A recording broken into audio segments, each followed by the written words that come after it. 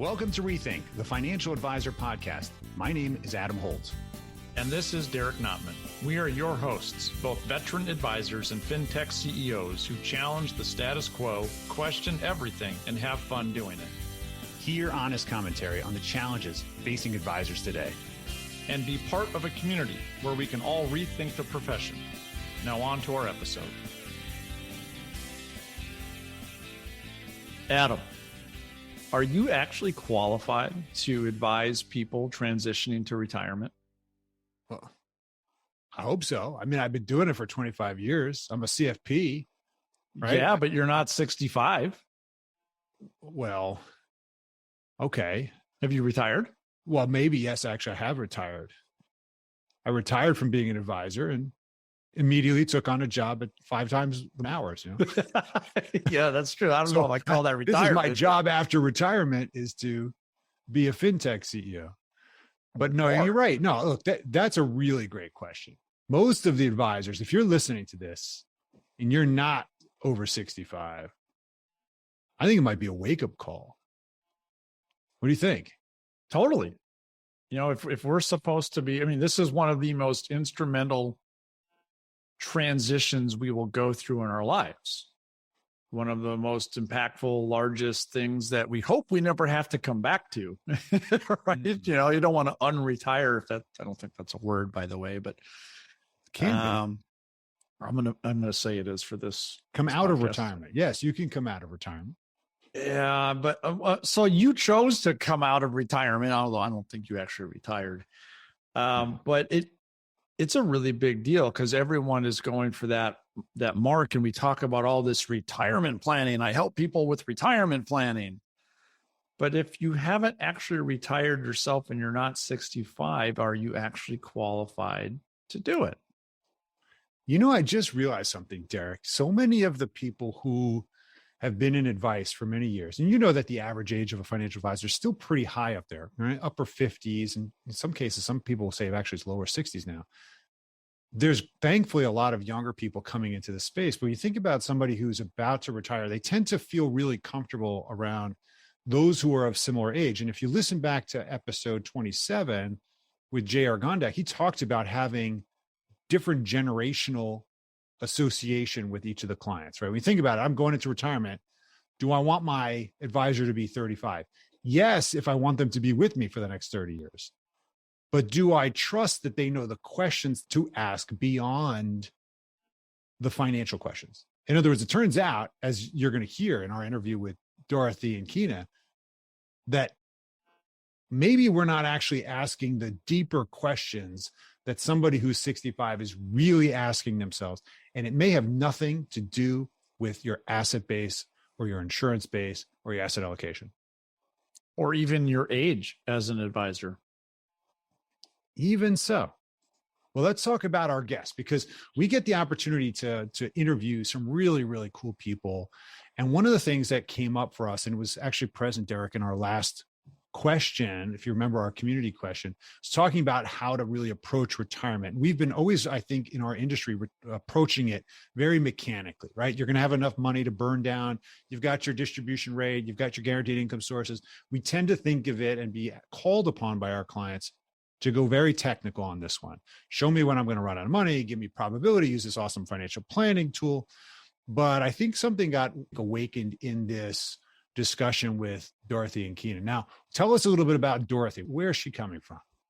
Her and Keena, really cool background. So Dorothy Hinchcliff, her past, she was the managing editor and executive editor at Financial Advisor magazine, which, as you know, is a huge publication. I'm sure most of you listening have read it or even get it on a regular basis. And she was there for 20 years.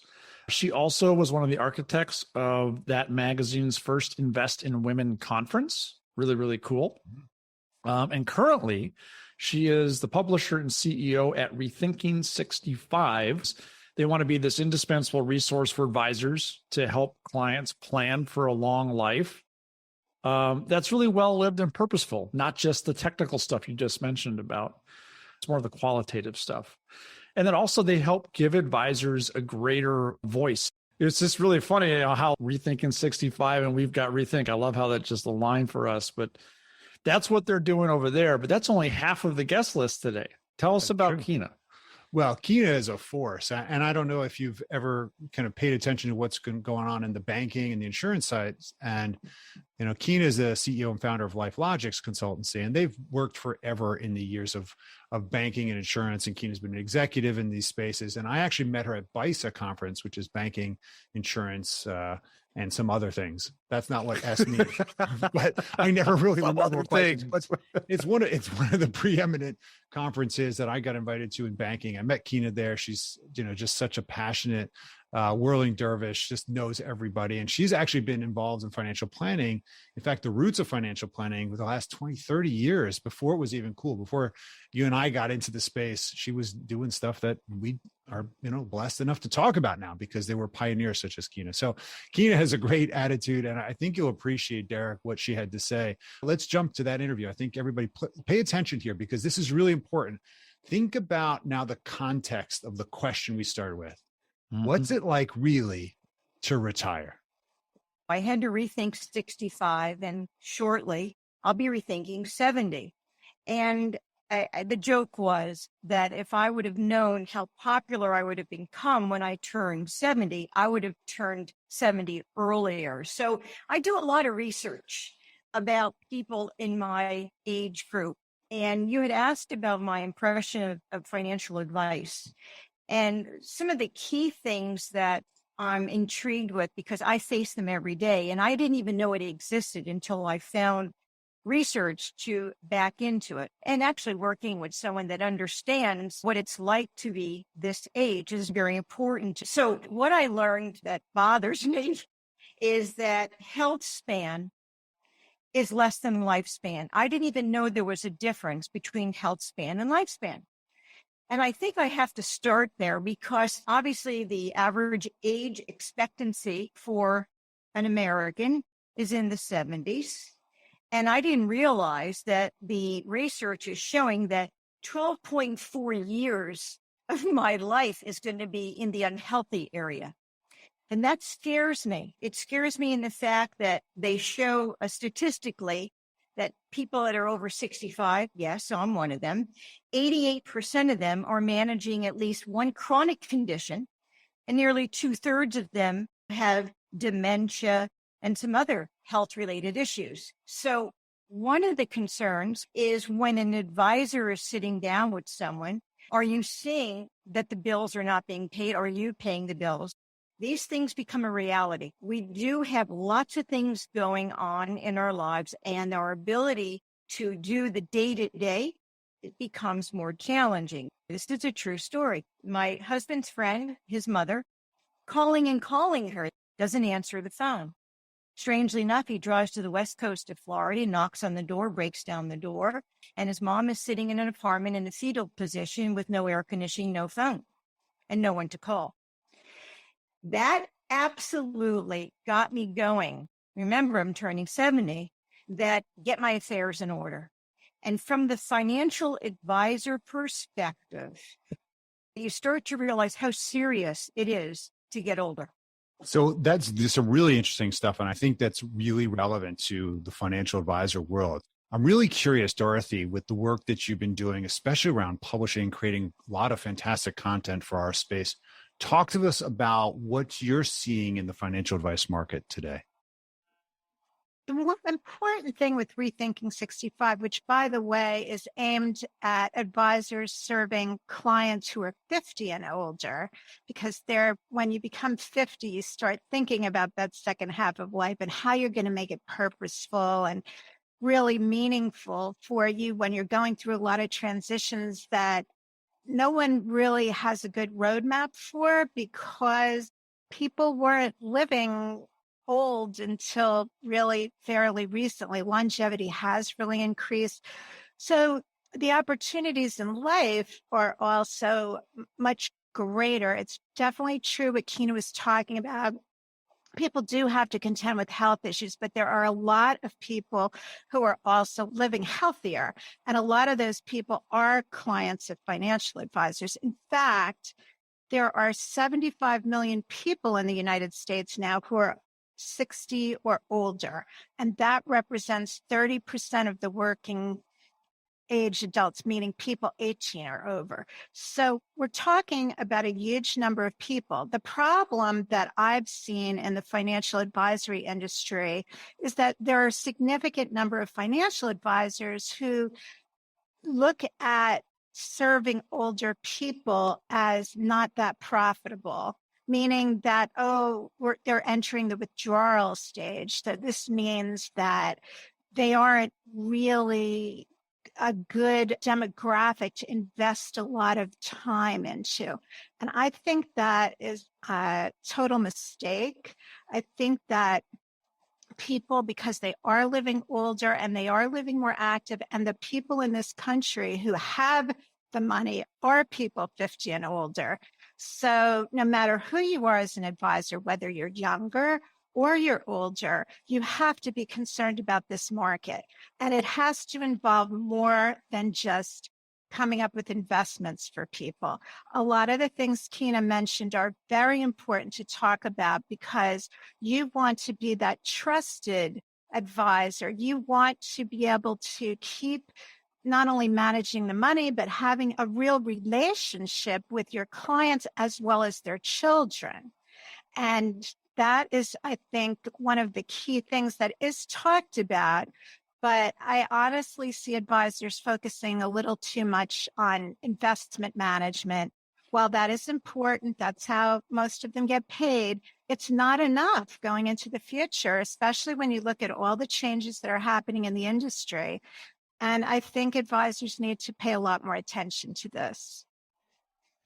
Thank you, Dorothy. You really bring up an interesting point about advisors being profitable and what markets to go after or not. What are you seeing? What tips, strategies, tactics would you say to advisors? How can they serve that market while still running a profitable business indefinitely? First of all, I think you have to look at the idea that, especially in the current economic situation with inflation and other concerns, when we talk about withdrawals, it's not as though people are withdrawing all their assets in the first 5 years. The whole idea is they need to be invested to grow their assets, to have enough to live over a lifetime. Really, from my standpoint, maybe when you're 90, you're in a position where you're drawing down your assets to a level where you might not have much, or you're thinking about leaving a legacy to your children. But from 60 to 90, I think you really have to be concerned with how to maintain and even grow your asset base. So I think that advisors who want to work with this demographic need to be sensitive to, how can I keep growing assets for these clients, even in the face of distributions?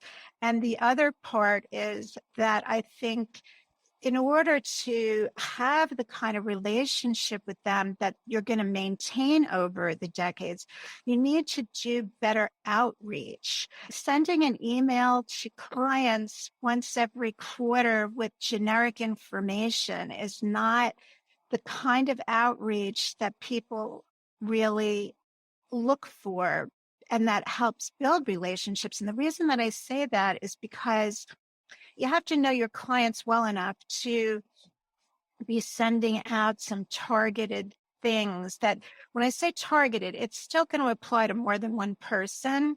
This is a whole new experience that is just going to explode in the next 10 years. I appreciate what you're both saying. And I'm curious, Keena, because you make this allusion to the fact that you're going through these experiences as a financial advocate for people for years. And obviously, you've seen a lot of how this industry has changed with respect to advice delivery, sales, distribution, banking, and so forth. I'm really curious, what do you think that the advisory community really needs to hear that other distribution models haven't been talking about? Now, obviously, Dorothy's been doing this with Rethinking 65, which is really great to see, trying to change the conversation, or at least add to the conversation. Keena, what do advisors need to hear? That's a great question. What do they need to hear?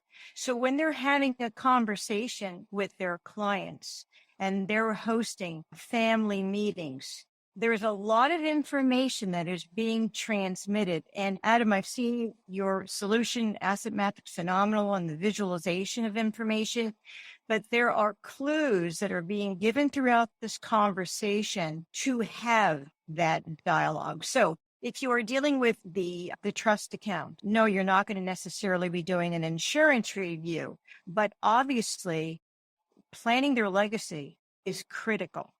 Having that conversation with the heirs, how they want their living wishes to be held, to make certain that they have something as simple as a health proxy. So they're giving you all of these clues in the dialogue. So if I had to sit with an advisor and I have 3 generations at one time, I may even have more, and I'm looking at the person that is planning the legacy, I'm going to make certain that they do they have, in fact, a living will? That's just boilerplate. They may or may not, for that matter. I may not be part of the trio of the accountant and the attorney. Do they also have a designation of a healthcare surrogate? I want to know. So when I'm sitting there with them, maybe they're talking about their favorite foundation. I know I have been approached. Who do I want to give to a charity? So for an advisor, start thinking not necessarily of the assets under management, but the generations that you are dealing with immediately and beyond. And it takes not only an educator perspective, as you said, literacy, and Dorothy, people are living longer, but you, and I heard this and I had written this years ago, you start to become from the trusted advisor to more of the life coach. And I didn't create that understanding, but what that means is as money is transmitted, transpired, inherited, you are now looking at it from a 360-degree perspective. So it's not just insurance. It's not that they're assets that they're banging with. All the activity that is happening, and you could monitor that, becomes a conversation of value. Adam, to become more of a life advisor, it's not just statements. It's not just bank activity. It's understanding their relationships, who can get access to the doctor's records.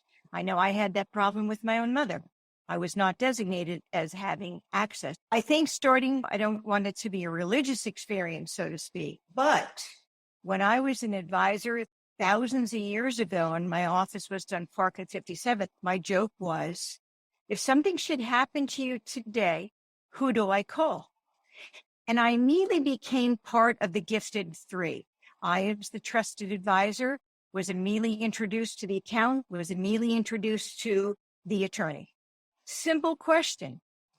It's funny because you just touched on why it matters to the advisors, right? What's in it for the advisors? Very often we run this challenge where we know it's the right thing to do. It serves the customer. It's in their best interest to look out for their bigger financial needs and all the branches that touch it that will really affect what they care about and what keeps them up at night. And you're right. It's probably not about the portfolio investment allocation. Despite the fact that we are typically paid in that measure, it's not what we're always valued for. So I'm curious, what are the things that we all think about? Why is it important for the advisor to take action on this now in this empathetic view? What's in it for the advisor? What does it mean to them if they do it? What it means if they don't do it? Dorothy? I think what it means if they do it is that they're going to have longer lasting, stronger relationships with their clients. I think, Adam, that it's going to be easier and easier to just switch to someone else to handle your investments. And really, a lot of investment management is not really all that different from one advisor to the next. So I think that by building the relationship, by showing that you're helping people with actually things that are part of life that are more important than the underlying investments, people want to have goals. They want to be able to do certain things, and the money allows them to do it. But a lot of times people aren't really sure what to do or how to reach those goals. And an advisor, I think, that combines that with the traditional services of managing investments is going to stand out. I know that we've been talking about this for a while, and why isn't it happening at a faster pace? That would be an interesting question to talk to a number of people about. But I think part of it is too that there has to be better ways for people to appreciate what advisors do and pay for that. Some of them are moving in this direction, but a lot of advisors aren't really sure how to get compensated for doing these sorts of things. So I think we're at the beginning stages of how to define that and how to make it part of a conversation that a client would say, okay, I get that. This is something I really need. And I think serving a lot of these other issues will help clients understand that it's an advisor does a lot more for them than just manage their money. I just want to say one thing, and I know, Adam, you're going to jump in. When I had asked, who do I call if something should happen to you? It's very easy to grow a business when you have a relationship in front of you. Everyone wants scalability. So here you have a relationship, whether you're getting all the money or not. When I ask permission about who do I call, or I ask the question, then they would provide me with the accountant and the attorney. I would say, do you mind if I introduce myself to the accountant and the attorney? This was a gold mine to me because I had indicated that my name is, and I work at, and I work with, and I started to present myself as that professional. Little by little, I started to receive referrals from the attorney and the accountant. So this is an opportunity in terms of working. They're very warm leads. And it also gives you much more opportunity with a face-to-face right then and there. It's one of the most direct marketing programs I know. So that was kind of interesting, Derek. I mean, that interview went in a different direction than I thought it was going to go, but I hope advisors were listening. What did you take away right off the bat? I think in general, what I really liked about this episode and this conversation was that it focused a lot more on the qualitative side of things, and that there is so much more to this thing we call retirement and what it actually means to our clients and to their kids and their grandkids. And it's not just Monte Carlo simulations and, cash flow projections and blah, blah, blah. So I found it refreshing that we were able to rethink this topic from another angle. So that was my overall general take. I did have a couple takeaways. I'd love to hear your thoughts on this as well. But some of the things I came away with, there's so much here. I would encourage people to go back and listen for sure. But in general, people are living healthier, longer lives post 65, if we call that the magic retirement number. And it's true. I've been guilty of this myself. I've been like, I don't know if I really want to bring on clients in that age bracket. They're spending all their money. That's going to hurt my revenue. I'm going to go find the 50-year-old that's got an old rollover instead, right? And I understand that thought process, but Dorothy and Keena bring up some really valid points. People are living much longer. And if you have 30 years in retirement, well, I think that's a challenge and an opportunity where why can't we help our clients in that stage? Why can't we build a really profitable business helping them make it through that, right? And to make it through that, we have to help manage the money. We have to help them grow it and so forth. Let me stop you there because I have a good number of clients in our firm that are in that retirement distribution.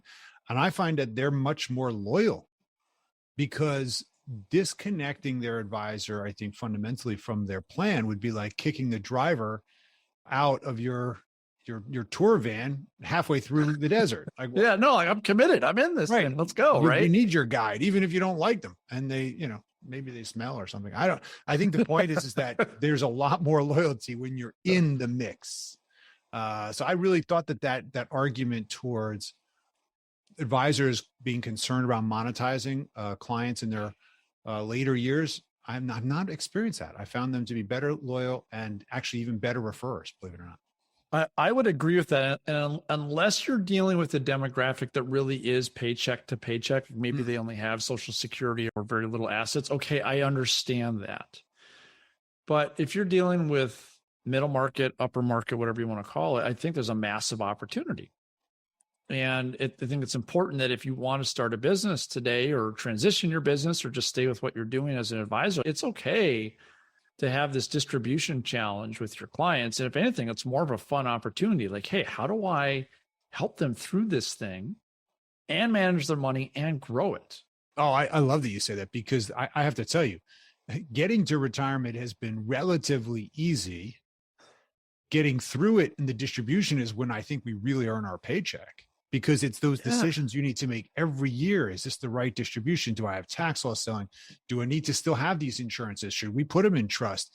What does this mean for the kids? Oh, we've already funded the education. There's the distribution plan is actually really challenging. And the irony behind this, and you asked this question at the beginning, is are financial advisors actually qualified enough to really deal with that distribution? Because we know it mechanically. We know it from a text. Oh, yeah.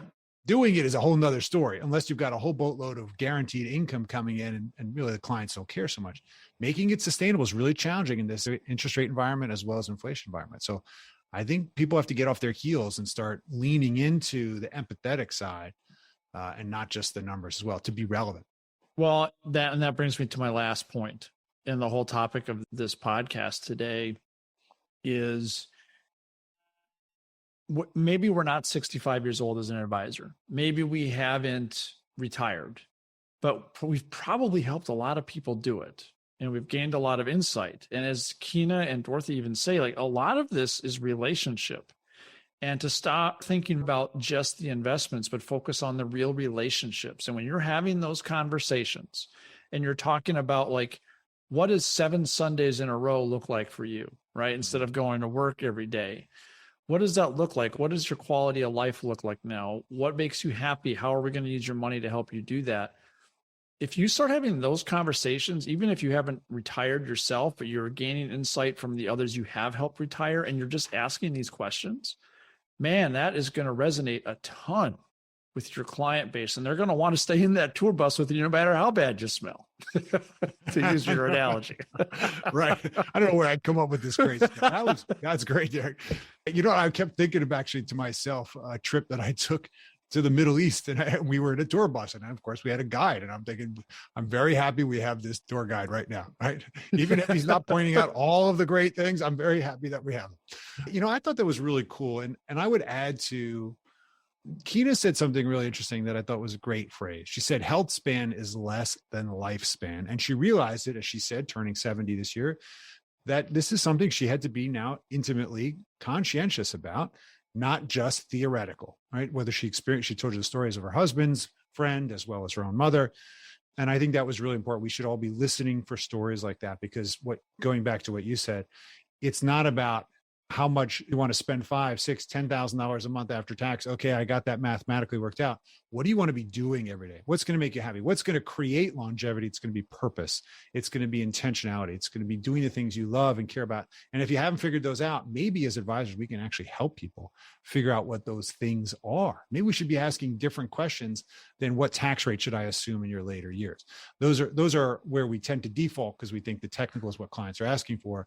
But let's also maybe ask them, hey, by the way, when we drive through this area, what foods do you love?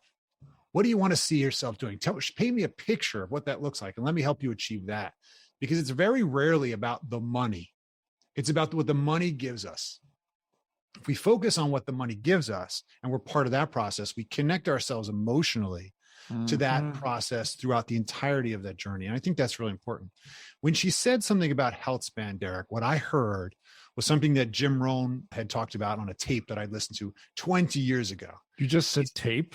It was an audio tape. Was that on your Walkman? No, it was in our car. I played audio cassettes on road trips. That's what my mom made me do.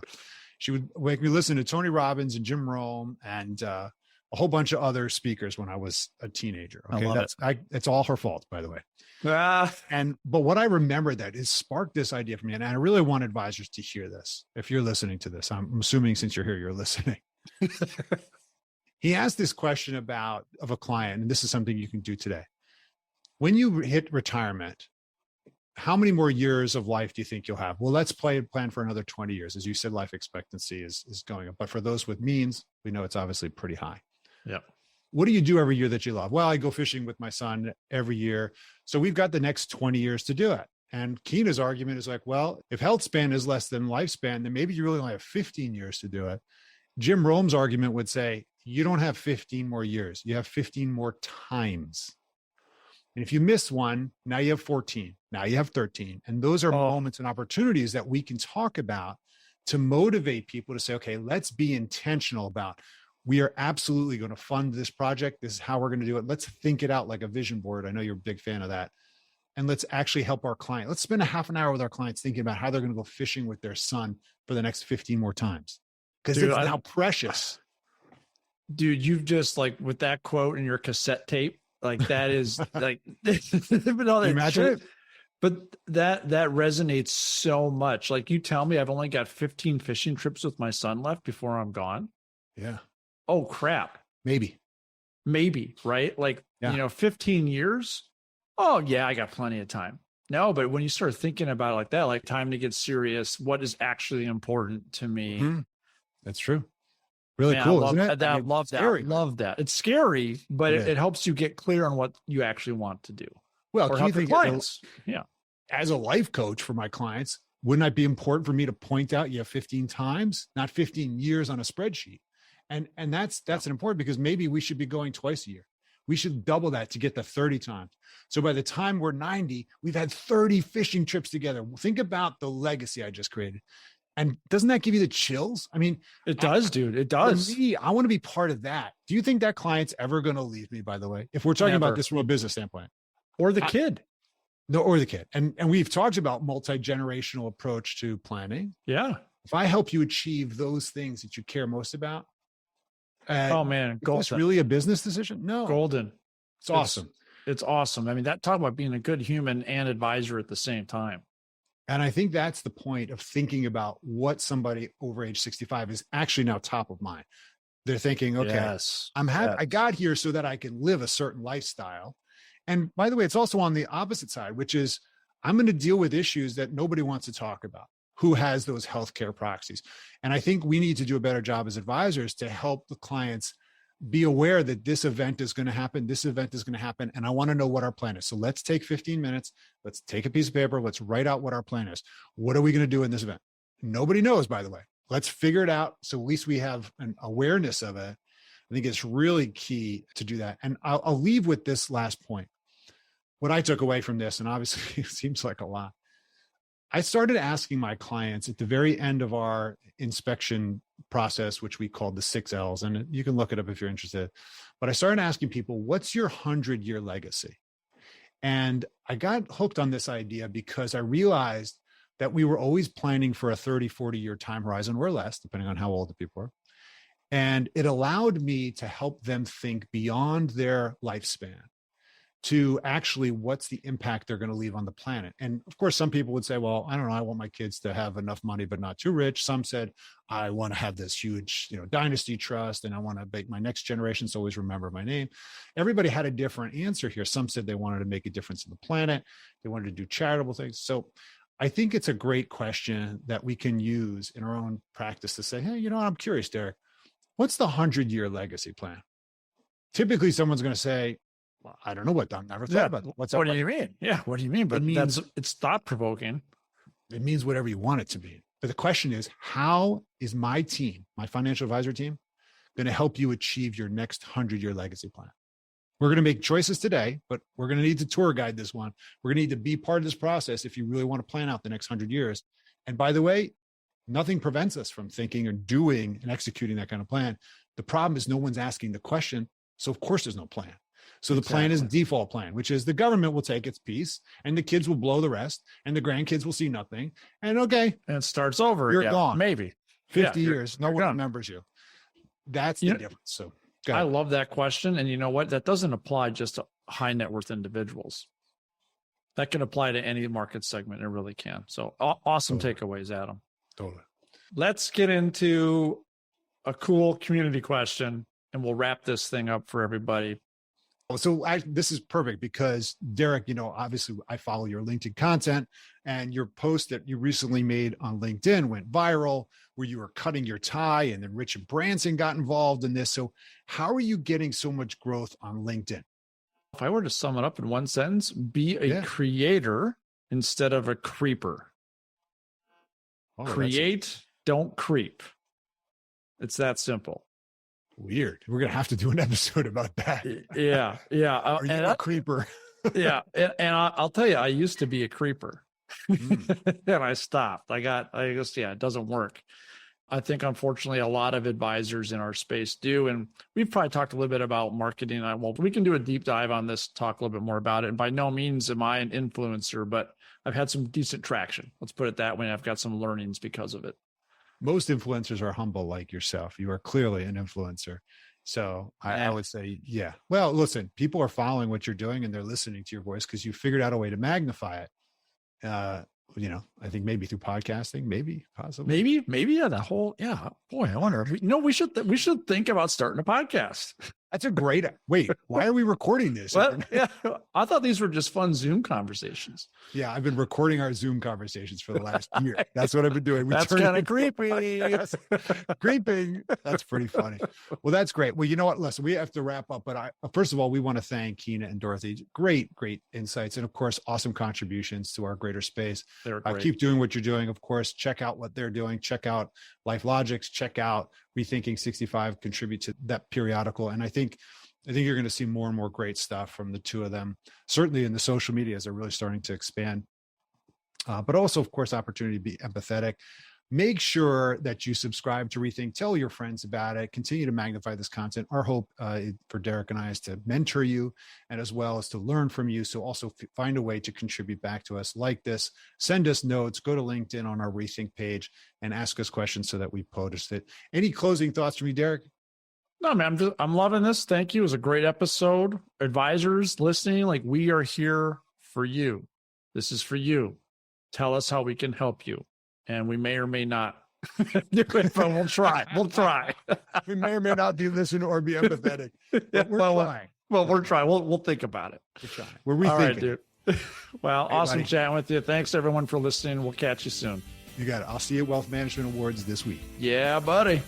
Good luck. Thank you for listening to Rethink, the Financial Advisor Podcast with Holtz and Notman. Be sure to subscribe now and join the ongoing conversation. The information covered and posted represents the views and opinions of the guest and does not necessarily represent the views or opinions of Asset Map or Connector. The content has been made available for informational and educational purposes only.